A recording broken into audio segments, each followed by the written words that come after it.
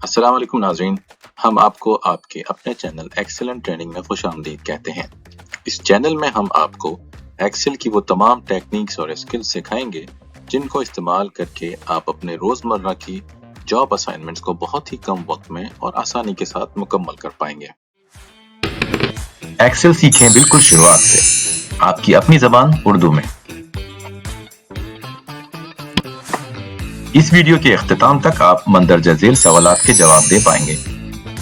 Microsoft Excel क्या है, ये क्यों इस्तेमाल की जाती है, वर्कबुक क्या है, स्प्रेडशीट्स क्या है, रॉ और कॉलम क्या होते हैं, सेल क्या है, रेंज क्या होती है, टूल बार टैब्स क्या होते हैं, स्टेटस बार क्या है, स्क्रॉल बार क्या है, और आखिर में एक्सेल के चंद हैरत अंगेज फंक्शंस पर एक नजर डालेंगे। माइक्रोसॉफ्ट एक्सेल क्या है और हम इसे क्यों इस्तेमाल करते हैं? आईटी और आर्टिफिशियल इंटेलिजेंस से इनकलाबात रोनुमा होने के बाद तमाम कारोबारी इदारे ऑटोमेशन की तरफ बढ़ रहे हैं। डेटा को ऑर्गेनाइज फॉर्म में रिकॉर्ड करना और इसकी बेसिस पर मुख्तलिफ एनालिसिस रिपोर्ट्स बनाने का अमल दुनिया भर की तमाम कारोबारी तंजीमों के लिए निहायत अहम किरदार अदा करता है। माइक्रोसॉफ्ट एक्सेल एक पावरफुल स्प्रेडशीट सॉफ्टवेयर है जो यूजर्स को डेटा को मौसर तरीके से तरतीब देने, हिसाब करने, तज्जिया करने और विजुलाइज करने में मदद देता है।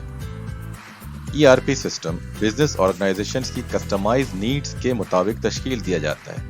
यहाँ यूजर्स की कुछ हदूद मुतय्यन होती हैं। इसके बरक्स Microsoft Excel free hand working platform फराहम करता है। इन एनालिसिस रिपोर्ट्स की बुनियाद पर हायर मैनेजमेंट कारोबार से मुताल्लिक बहुत से अहम फैसले लेते हैं। मिसाल के तौर पर कौन सी सेलिंग प्रोडक्ट्स की डिमांड में इजाफा हुआ है, किस इलाके में उस मखसूस प्रोडक्ट की डिमांड बढ़ रही है, आया कारोबार की नई ब्रांच खोलना मुनाफे बख्श साबित होगा या नहीं। तमाम बड़े और दरमियाने साइज की कारोबारी तंजीमें अपनी कारोबारी सरगर्मियों को रिकॉर्ड करने और अपनी अकाउंटिंग लेजर्स को मेंटेन रखने के लिए एक ERP सिस्टम इंप्लीमेंट करते हैं। ERP सिस्टम कितना ही कम्प्रिहेंसिव और स्ट्रॉन्ग क्यों ना हो, लेकिन इसके अंदर काम करते हुए जो यूजर्स हैं उनके लिए सर्टेन लिमिटेशंस होती हैं, बिकॉज ERP सिस्टम ऑर्गेनाइजेशन की कस्टमाइज रिक्वायरमेंट्स के हिसाब से कंट्रोल्ड एनवायरनमेंट में काम करता है। लिहाजा बहुत सी एडहॉक और कम्प्लेक्स इंफॉर्मेशन को तरतीब देने के लिए मुख्तलिफ किस्म की सॉफ्टवेयर एप्लीकेशंस इस्तेमाल की जाती हैं, जिनमें सबसे पहले माइक्रोसॉफ्ट एक्सेल का नाम आता है। जो लोग माइक्रोसॉफ्ट एक्सेल को शुरू से समझना चाहते हैं, ये उनके लिए एक बेहतरीन वीडियो है। अब तक की वीडियो में हमने ये सीखा कि एक्सेल माइक्रोसॉफ्ट कंपनी की एक बनाई हुई पावरफुल स्प्रेडशीट एप्लीकेशन है जो तकरीबन हर लेवल के बिजनेस ऑर्गेनाइजेशन में इस्तेमाल होती है, जिसमें किसी भी किस्म के डेटा को ऑर्गेनाइज तरीके से रिकॉर्ड किया जाता है और इसके नतीजे में बनने वाली डेटाबेस के जरिए मुख्तलिफ किस्म की एनालिसिस रिपोर्ट बनाई जाती हैं। आइए अब हम ये सीखते हैं कि एक्सेल का यूजर इंटरफेस एनवायरनमेंट कैसा होता है और इसमें वर्कबुक, स्प्रेडशीट, रॉज, कॉलम्स और सेल क्या होते हैं। जब हम एक्सेल को ओपन करते हैं तो हमारे सामने एक होम पेज स्क्रीन डिस्प्ले होती है, जो इस वक्त आप अपनी स्क्रीन पर देख सकते हैं। यहाँ एक्सेल हमें डिफरेंट ऑप्शंस प्रोवाइड करता है, जिसमें ब्लैंक वर्कबुक और बहुत से बिल्ट इन ट्यूटोरियल्स हैं। इन ट्यूटोरियल्स की मदद से एक्सेल की महारत को आप बढ़ा सकते हैं। ये वीडियो क्योंकि बिगिनर्स के लिए है तो हम इस एरिया को कवर नहीं कर पाएंगे। हमें ब्लैंक वर्कबुक के ऑप्शन को चूज करना है। जब हम ब्लैंक वर्कबुक के ऑप्शन को क्लिक करेंगे तो एक्सेल हमारे लिए एक नई वर्कबुक ओपन कर देगा। आइए हम इसको क्लिक करते हैं। आप जो ये व्हाइट एरिया देख रहे हैं, ये स्प्रेडशीट कहलाता है। जो एक्सेल की एक फाइल है वो बुक कहलाती है, वर्कबुक। उसके अंदर इस तरह की डिफरेंट स्प्रेडशीट्स ऐड की जा सकती हैं। अभी हमारे पास एक शीट है, हम इसमें प्लस साइन से और भी शीट्स ऐड कर सकते हैं। इस स्प्रेडशीट में हमारे पास नंबर्स जहां डिफाइन है लेफ्ट साइड पर, ये नंबर्स जो हैं ये रॉज होते हैं, और जो अल्फाबेट्स हैं ये ऑन द टॉप आपको दिख रहे हैं, ये कॉलम्स होते हैं। अब इन रॉज और कॉलम्स के इंटरसेक्शन पे जो एक बॉक्स बन रहा है, इस बॉक्स को सेल कहते हैं। जिस तरह हमारी आम नोटबुक्स होती हैं उसमें 800 शीट्स होती हैं, इस तरह से एक्सेल की वर्कबुक में बेशुमार शीट्स ऐड की जा सकती हैं। राइट नाउ हमारे पास एक शीट 1 है, इसको रीनेम किया जा सकता है। इसको डबल क्लिक करके हम रीनेम कर सकते हैं, लाइक जनवरी 23 के लिए हम इसमें कुछ रिकॉर्ड बनाएंगे। तो जो डेटाबेस या टेबल इसमें बनेगा वो जनवरी से रिलेटेड होगा, इसलिए मैंने इस शीट का नाम जनवरी दिया। अब हम इस वर्कबुक में चाहें तो नई शीट्स ऐड कर सकते हैं विद दिस प्लस साइन। यहाँ पर हम प्लस क्लिक करेंगे तो वर्कबुक में एक नई शीट ऐड हो जाएगी। इसको हम नाम दे सकते हैं, दोबारा डबल क्लिक करें, फरवरी 23 हम नेम कर सकते हैं। इसी तरह हम 12 महीने की 12 शीट्स इसमें बना सकते हैं। 12 नहीं बल्कि इसमें बेशुमार शीट्स ऐड हो सकती हैं। ये स्प्रेडशीट का एरिया जो रॉज और कॉलम में डिस्ट्रीब्यूटेड है, ये एक ग्राफ पेपर की मिलती जुलती तस्वीर पेश कर रहा है। जैसे एक ग्राफ पेपर में एक्स एक्सिस और वाई एक्सिस होते हैं और एक यूनिट एक बॉक्स की शक्ल देता है, इसी तरह एक्सेल में कॉलम्स जो हैं वो वाई एक्सिस की तरह होते हैं और रॉज जो हैं वो एक्स एक्सिस की तरह होती हैं, और एक यूनिट का बॉक्स यहाँ पर एक सेल होता है। यहाँ इस बात को समझने की जरूरत है कि आखिर इन सब रॉज कॉलम और सेल्स को क्यों तरतीब दिया गया है। हमें अगर डेटा रिकॉर्ड ही करना है तो हम इसे रॉज और कॉलम्स में डिस्ट्रीब्यूट किए बगैर भी तो रिकॉर्ड कर सकते हैं। तो मेरे पाकिस्तानी सबसे पहले घबराना नहीं है। मैं आपको इसकी अहमियत को समझाऊंगा। जब भी कोई डेटा रिकॉर्ड किया जाता है तो इसका मकसद क्या होता है?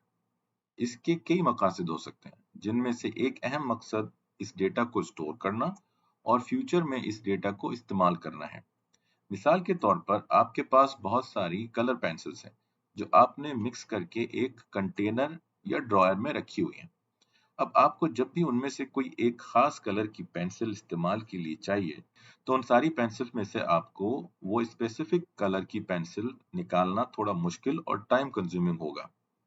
अगर आपने इसके बरक्स कलर पेंसिल्स को अलग-अलग, अलग-अलग कंटेनर्स में ऑर्गेनाइज करके रखा होगा, तो आप जब चाहे आसानी से इसे निकाल कर इस्तेमाल कर सकते हैं और वापस इसी ऑर्गेनाइज तरीके से रखने पर हर बार आप आसानी से उसे इस्तेमाल कर सकते हैं। अब हम एक सैंपल डेटाबेस को क्रिएट करेंगे, जिसको बनाने के साथ साथ आज की वीडियो के रिमेनिंग टॉपिक्स, जो कि range, tool bar tabs, status bar और स्क्रॉल बार हैं, इनको भी साथ साथ कवर करेंगे। हमें एक फ्रूट स्टोर की सेल्स को एक्सेल की शीट में रिकॉर्ड करना है, जिसमें इस स्टोर के 15 दिन की सेल्स और उसके फ्रूट स्टॉक की इंफॉर्मेशन को गैदर करना है। तो आइए शुरू करते हैं। अब हम इस लाइन नंबर 1 में एक सैंपल डेटाबेस बनाने के लिए एक हम फर्जी सुपरस्टोर का नाम सोच लेते हैं। यहाँ पर हम रखते हैं for example ABC fruits store, enter. तो डेटा इसमें टाइप हो गया। व्हेनेवर आपको जब भी डेटा इसमें टाइप करना है तो या तो आप सेल के अंदर एंटर करेंगे, तो डबल क्लिक से एंटर कर सकते हैं और आप यहाँ टाइप कर सकते हैं, या आप डायरेक्टली किसी सेल पर जाएं और start typing, it will enter the record. So आपने सबसे पहली लाइन में इस स्टोर का नाम, फर्जी नाम एबीसी फ्रूट्स स्टोर यहाँ पे टाइप कर दिया। अब आप सेकंड लाइन में इस रिपोर्ट में जो डेटा आप गैदर कर रहे हैं उसकी एक इंट्रोडक्शन देंगे कि रिपोर्ट किस लिए बनी है, इसमें क्या है। तो हम यहाँ पर इसके 15 दिन की सेल्स और उसके स्टॉक की मूवमेंट को यहाँ पर गैदर कर रहे हैं। तो हम यहाँ इसको इन्वेंटरी, जो कि स्टॉक को इन्वेंटरी कहा जाता है इस अकाउंट्स की टर्मिनोलॉजी में, तो हम यहाँ लिखेंगे इन्वेंटरी मूवमेंट। और थर्ड लाइन में हम जो भी लिखेंगे उसके बाद हमें एंटर प्रेस करना होगा। लाइन थर्ड पे हमें उसका टाइम पीरियड मेंशन करना होगा कि ये सेल्स रिपोर्ट या स्टॉक रिपोर्ट या इन्वेंटरी मूवमेंट रिपोर्ट किस पीरियड के लिए है। तो हम यहाँ पर 1 अगस्त से टिल 15 अगस्त 2023 पीरियड देंगे और एडिट करना है इसमें, तो आपको F2 प्रेस करना है, तो आप उसमें जो डेटा एंटर कर रहे हैं सेल में वो एडिट होगा। वैसे आप एंटर करके या कुछ और मूवमेंट करेंगे तो आपका जो कर्सर कहलाता है वो कर्सर सेल से बाहर आ जाएगा। अभी मुझे इसमें फ्रॉम लिखना है, फ्रॉम 1 अगस्त टिल 15 अगस्त 2023। यहाँ तक हमारा एक introduction of the report, store का नाम और time period for the report mention कर लिया हमने। अब हमारे पास आती है वो चीज जो हमारे डेटाबेस के स्ट्रक्चर को डिजाइन करना जिसे कहते हैं। तो अब हम इसमें इंफॉर्मेशन कैसे रिकॉर्ड करेंगे, कौन सा कॉलम पहले होना चाहिए, कौन सा बाद में, और किस कॉलम में कौन सी इंफॉर्मेशन रखनी है, ये हमारा डेटाबेस का स्ट्रक्चर होगा। हम डेटाबेस को स्प्रेडशीट में इस तरह ऑर्गेनाइज करेंगे कि हमारे पास कौन सी फर्स्ट कॉलम में कौन सी चीज होगी, सेकंड में क्या होना चाहिए, थर्ड में क्या और फोर्थ में क्या, और ऑनवर्ड्स आप जितनी भी इंफॉर्मेशन इसमें फीड करना चाहते हैं वो इसमें रिकॉर्ड करेंगे। तो ये रिपोर्ट है इन्वेंट्री मूवमेंट की, और हमें बेसिस हमने रखी है 1 अगस्त से 15 अगस्त। लाइक हमें यहाँ पर एक लाइन और ड्रॉप करता हूँ मैं छोड़ के, गैप 6 नंबर लाइन से हम लिखते हैं इस कॉलम में, कॉलम ए में मैंने डेट, ये हेडर कहलाता है जो अब अभी हम बना रहे हैं, ये हेडर रो होगी डेटा की। तो फर्स्ट कॉलम में हम डेट ले लेते हैं फॉर एग्जांपल, और होना भी चाहिए क्योंकि हम 1 अगस्त से 15 अगस्त तक की रिपोर्ट डिजाइन कर रहे हैं, वो इन्वेंट्री मूवमेंट है, तो हमें डेट वाइज रिकॉर्ड यहाँ पर चाहिए होंगे। इस कॉलम में हम सिर्फ तारीख को रिकॉर्ड करेंगे, 1 अगस्त, 2 अगस्त, 3 अगस्त, किसी भी सीक्वेंस में हम यहाँ पर रिकॉर्ड करेंगे। अब हम सेकंड कॉलम पर आते हैं। सेकंड कॉलम हमारा होना चाहिए फ्रूट्स के लिए, जो पहला फ्रूट हमारे पास होगा, लेट्स से एप्पल, दूसरा banana, third mango, and fourth fruit हम लेते हैं ऑरेंज। उसके बाद हम करेंगे टोटल, इस कॉलम में हमारा टोटल होना चाहिए। अब ये जो एप्पल, बनाना, मैंगो या ऑरेंज हैं, ये सब डिटेल्स फ्रूट्स की हैं, तो मैं इनके ऊपर एक लाइन जिसके अंदर 1 2 3 4 5 सेल्स हैं, मैं इसको मर्ज करूंगा, और मर्ज सेल का ऑप्शन यह है। क्या हम इसके साथ ये भी देख लेते हैं कि जो टूल बार्स का हमने बात की थी, ये जो टैब्स नजर आ रहे हैं, home, insert, page layout, formulas, data, review, view, ये सब टूल बार्स हैं। अपने नाम के हिसाब से, जैसे आप होम देख रहे हैं तो होम पे वो कॉमन टूल्स हैं जो फॉन्ट स्टाइलिंग, जो कि alignment of the data, merge cells, wrap text, इन सब की डिटेल्स में अभी आपको नहीं जाना, मैं अगली वीडियोस में इनकी डिटेल्स आपको बताऊंगा। अब जैसे ये होम टैब है, होम टैब पे कॉमन टूल्स हैं। इन टूल्स में मैं मर्ज सेल, इमर्जेंट सेंटर का टूल इस्तेमाल कर रहा हूँ, जिसके जरिए क्या होगा, ये जो डिफरेंट सेल्स हैं B C D E F columns में, B5 C5 D5 E5, ये सब मर्ज होके एक सेल बन जाएंगे। तो जब मैं इसे मर्ज कर रहा हूँ, यू कैन सी बीच में से जो लाइंस थी वो चली गई। फ्रूट्स हैं तो मैं यहाँ पर इनको मेंशन कर रहा हूँ फ्रूट्स। अब हम यहाँ पर रखेंगे फर्स्ट रो में opening stock, like opening inventory जो थी हमारी वो क्या है, वो हम यहाँ पे कुछ डेटा एंटर कर सकते हैं। अब हम यहाँ ये फ्रूट्स का जो हमने सेल मर्ज किया था, हम इसमें एक चीज और वाज़ेह कर लेते हैं। जब हम दोबारा यहाँ जाके और कुछ टाइप करने लगेंगे तो जो एंटर डेटा था पहले से उस पे ओवरराइट हो जाएगा, ठीक है। अगर कुछ टाइप हो गया तो एस्केप कीजिए ताकि वो अनडू हो जाए। और यहाँ पर हमें अगर डेटा अमेंड करना है, एडिट करना है, तो F2 प्रेस करेंगे, या आप डबल क्लिक भी कर सकते हैं सेल के अंदर। तो कर्सर जो ब्लिंकिंग लाइन है ये आपको शो कर रही है कि यहाँ पर आप एडिट कर सकते हैं।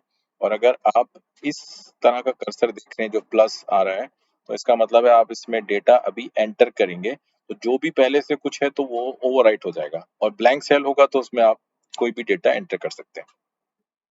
यहाँ इस केस में हमें फ्रूट्स को एडिट करना है, किस क्वांटिटी यूनिट में है। फॉर एग्जांपल हम लेते हैं किलोग्राम्स,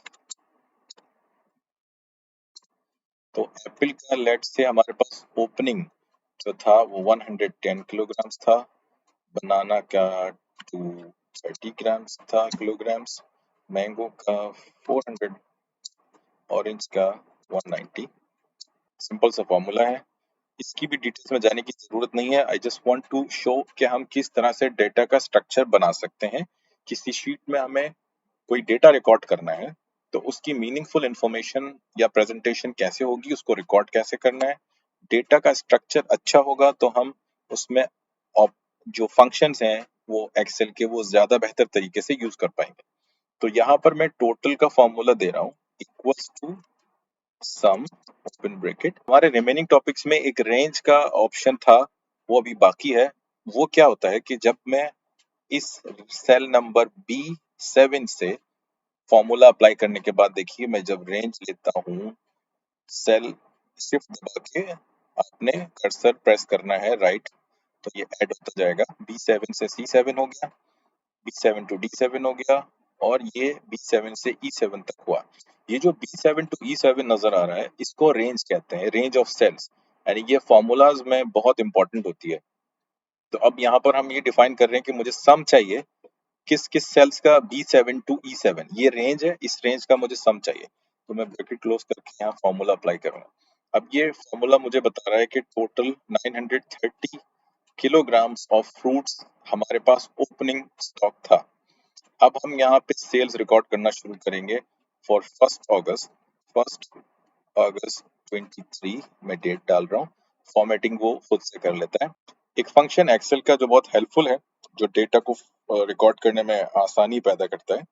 तो उसमें क्या है कि जब आप फर्स्ट डेट आपने एंटर की, अब यहाँ पर आप लास्ट में जो ब्लैक कलर का साइन आ रहा है प्लस का, पहले तो व्हाइट आ रहा था, जब मैं यहाँ माउस को लेके जाऊंगा बिल्कुल कॉर्नर के ग्रीन बॉक्स पे, तो ये ब्लैक हो जाएगा।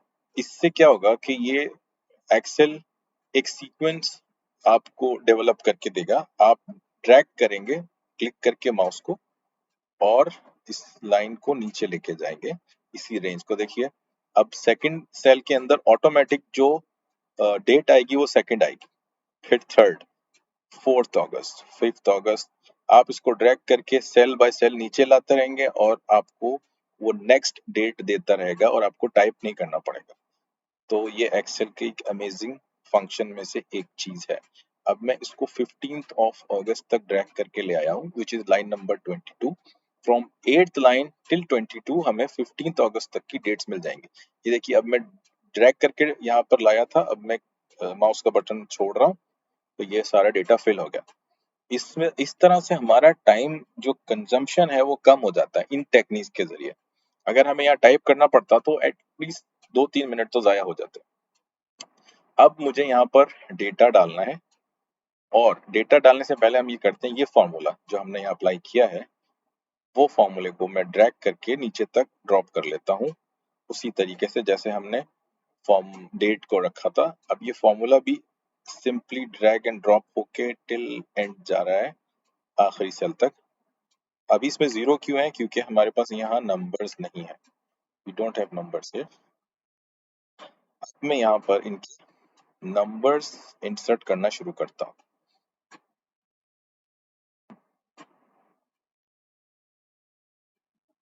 मैंने एक जगह पे नंबर्स कट, अपना टाइम सेव करेंगे, और यहाँ पर जो डेटा डालना है वो मैंने पहले से एक जगह पर प्रिपेयर किया हुआ है, वो मैं यहाँ कॉपी और पेस्ट कर लेता हूँ ताकि हमारा टाइम बच जाए और हम दूसरी चीजों पे कंसंट्रेट कर सकें। तो डेटा फीड करने के लिए वैसे आप चाहे तो आप यहाँ एंट्री कर सकते हैं। आप देखिए यहाँ पर फॉर्मूला जो है वो हाथ के हाथ आपको रिजल्ट देता जा रहा है कि 49 टोटल किलोग्राम सेल हुए 1 अगस्त को। अच्छा, इसके साथ साथ हम एंड टोटल भी लगा लेते हैं। यहाँ पर सबसे लास्ट में एक टोटल की रॉ बनाते हैं, और यहाँ पर हम फॉर्मूला लगाएंगे। हम ऑल्टर इक्वल टू एक वो होता है शॉर्टकट, आप प्रेस करेंगे तो सम का फॉर्मूला यहाँ पर आपको देगा।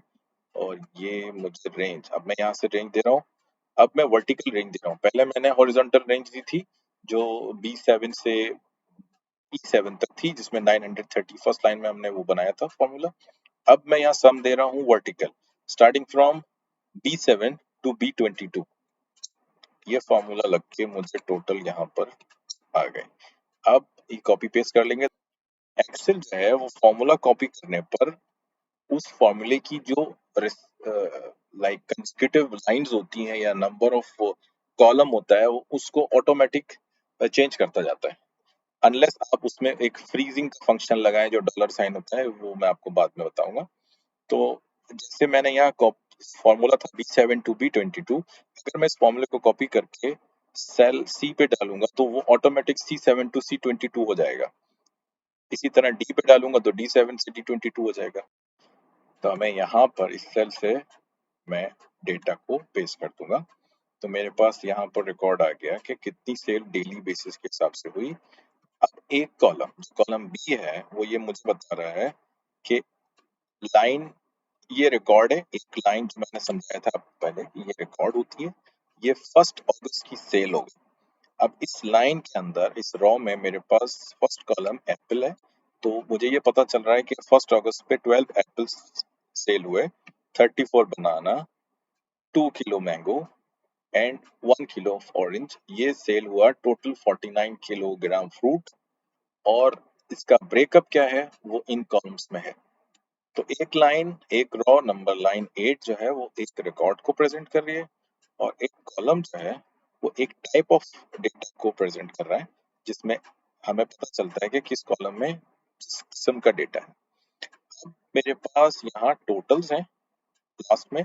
ये टोटल्स जो हैं, इन टोटल्स की रेंज में एक चीज हमें कम करनी होगी, जो ओपनिंग रिकॉर्ड है। हमें सिर्फ सेल्स का टोटल लेना है फ्रॉम 1 अगस्त टू 15 अगस्त।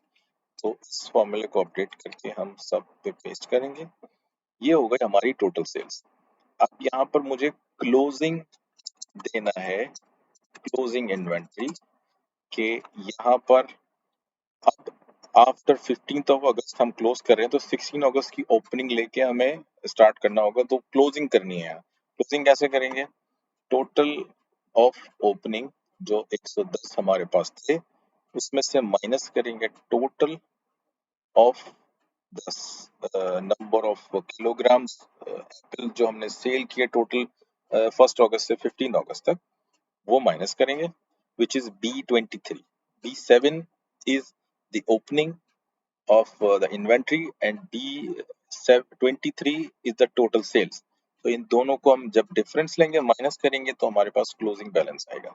इसी को हम एंड तक पेस्ट कर लेंगे। ओके, यहाँ पर एक चीज जो प्रैक्टिकली पॉसिबल नहीं है कि -5 में क्लोजिंग आए, लाइक हमारे पास फ्रूट्स है नहीं और हमने ज्यादा सेल कर दिया, ऐसा कुछ नहीं हो सकता है। तो यहाँ जो हमने सपोज किया डेटा, हम इसको एडजस्ट कर लेते हैं। लाइक हमारे पास 190 ओपनिंग था, हम इसमें ऐड कर लेते हैं, हम इसको 200 कर लेते हैं। तो हमारे पास 5 रिमेनिंग kilograms of orange बचेंगे for selling next opening of 16 अगस्त। और हमें परचेज करने पड़ेंगे। इस तरह से हम, लाइक फ्रूट स्टोर वाला ये देख सकता है कि इस रिकॉर्ड से मुझे पता चल रहा है कि मेरे पास 5 ऑरेंजेस बचे हैं, मुझे और खरीदने चाहिए ताकि मैं सेल कर सकूं आफ्टर 16 अगस्त, लाइक दैट। तो ये डेटा हमारे पास बहुत सी मीनिंगफुल इंफॉर्मेशन देगा। अब हम इसको थोड़ा सा फॉर्मेट कर लेते हैं। फर्स्ट ऑफ ऑल, जो ABC स्टोर है, अच्छा, ये फॉन्ट्स जो होते हैं वो ये फॉन्ट का टूल बार जो होम है उसमें फॉन्ट का एक सेक्शन है जो आप देख सकते हैं। मैं इसको थोड़ा बड़ा करके दिखाता हूँ आपको। This section is called font section. इसमें ये राइटिंग फॉन्ट स्टाइल है, ये इसका साइज है, और यहाँ से आप शॉर्टकट है जो इंक्रीज और डिक्रीज कर सकता है फॉन्ट्स को। ये बोल्ड, इटैलिक, अंडरलाइन और बॉर्डर, सेल को फिल करना है कलर में, और फॉन्ट का स्टाइल कलर क्या होना चाहिए, ये सारे टूल्स हैं। तो मैं इनके जरिए अब इसकी फॉर्मेटिंग कर रहा हूँ। ABC fruit store, let's say हम इसको और बड़ा कर रहे हैं, इंक्रीज द डेस्क साइज। ये हेडिंग है, थोड़ा सा बड़ा होना चाहिए, बोल्ड कर लेते हैं। इन्वेंट्री मूवमेंट, ये रिपोर्ट की हेडिंग है एक तरह से, तो हम थोड़ा सा इसका साइज बड़ा करते हैं, बोल्ड नहीं करेंगे। और ये पीरियड है, तो इसको भी थोड़ा सा इटैलिक कर लेते हैं, तो it will give a different look. अब हमारे पास फ्रूट्स, किलोग्राम्स और ये सब जो सेल्स हैं, इनको मैनेज करना है। इसका बॉर्डर देते हैं, के बॉर्डर्स देते हैं। Will select all of this, give border a thick border, ताकि it will give a look for the heading, किस तरह की हेडिंग है। Okay. ये ओपनिंग बैलेंसेस हैं, तो हम इनको डिफरेंटली थोड़ा सा प्रेजेंट करेंगे, इटैलिक के। ये टोटल्स को भी हम बोल्ड कर सकते हैं।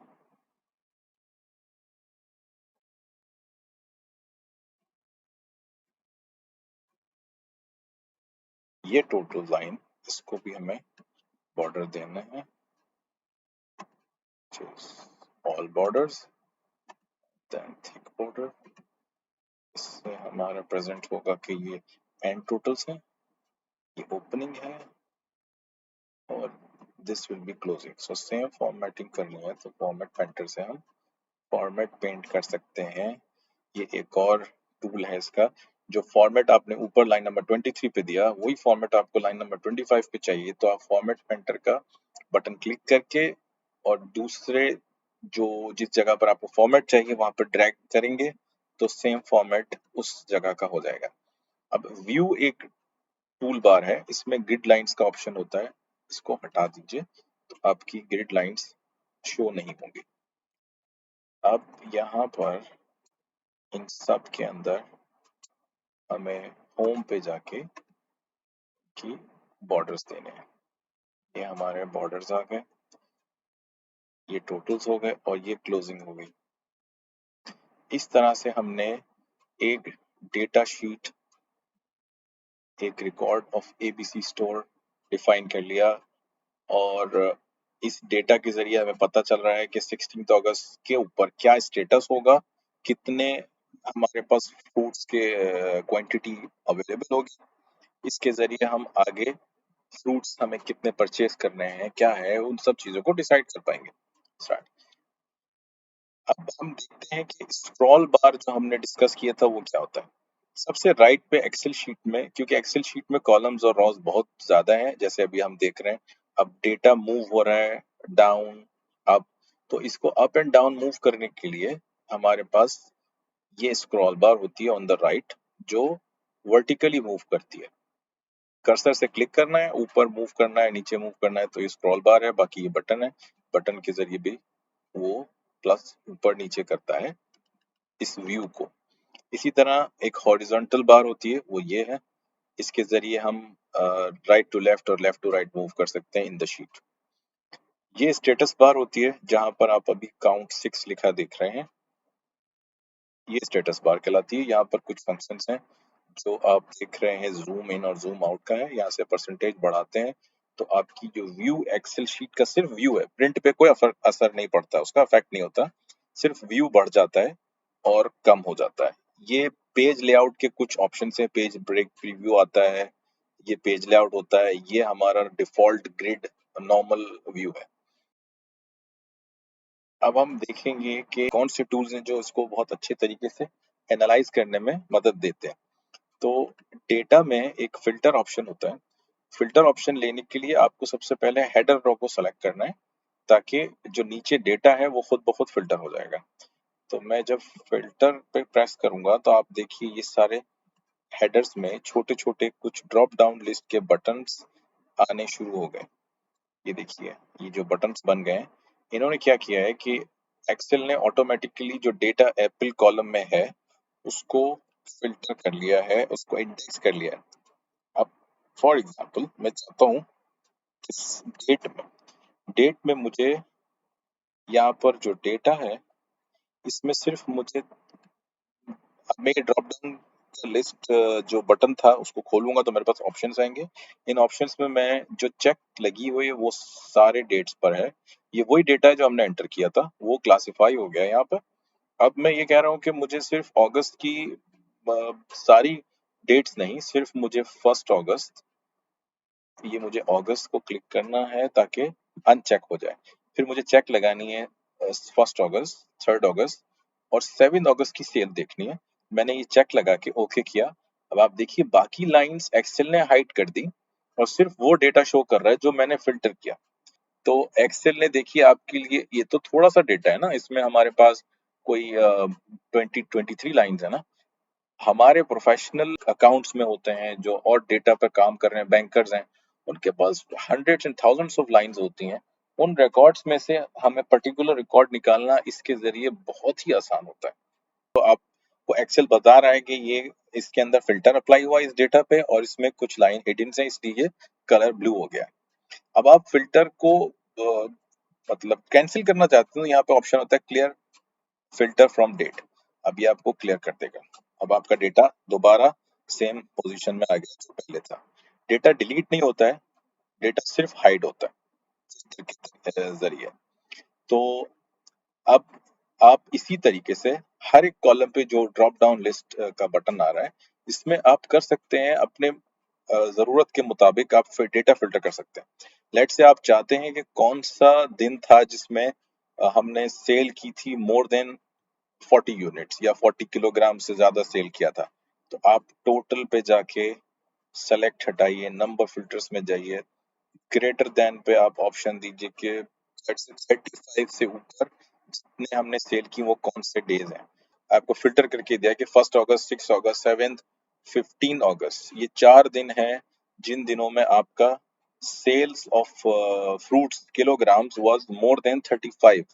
इस तरह से ये अमेजिंग फंक्शंस जो फिल्टर के हैं, जो मैं बार बार कहता हूँ, ये अमेजिंग है, वाकई अमेजिंग है। ये सारे फंक्शंस डेटा को एनालाइज करने के लिए बहुत ही मुफीद है, लेकिन इनके लिए आपको आपकी स्ट्रक्चर ऑफ डेटा को बहुत बेहतर और अच्छे से बनाना है। आपका स्ट्रक्चर ऑफ डेटा अच्छा है तो आप इन सारे फंक्शंस की सहूलत आप इसके अंदर हासिल कर सकते हैं। इंशाल्लाह नेक्स्ट वीडियो में मिलते हैं। जब तक के लिए अल्लाह हाफिज, अपना बहुत सा ख्याल रखिए। फी अमान अल्लाह। नाज़रीन, उम्मीद है कि आज की वीडियो आपको पसंद आई होगी। इसमें दी गई मालूमात आपको अपने काम को आसान तरीके से करने में मददगार साबित होगी।